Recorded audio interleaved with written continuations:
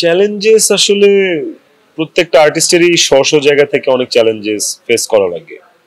আর এখন যে সিচুয়েশন দেশে সবকিছু মিলিয়ে সবকিছু একটু মন্থর, কাজের পরিধিও আসলে ওভারঅল ইন্ডাস্ট্রিতে কিছুটা কমে গেছে। স্টিল আমরা যারা রেগুলার কাজ করছি, উই আর ট্রাইং যে অ্যাজ আর্লি অ্যাজ পসিবল ইন্ডাস্ট্রিকে সেম আগের স্পিডে যেন নিয়ে আসা যায়, চেষ্টা করে যাচ্ছি আর কি।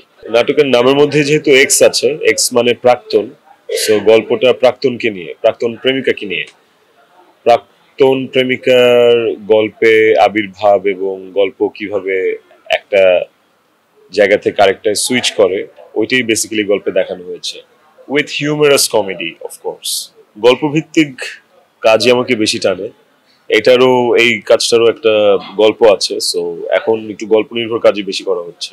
ছবির সাথে আমার রেগুলারই কাজ যায়। আমি যে কয়জন নায়িকার সাথে রেগুলার কাজ করি তাদের মধ্যে সৌমি অন্যতম।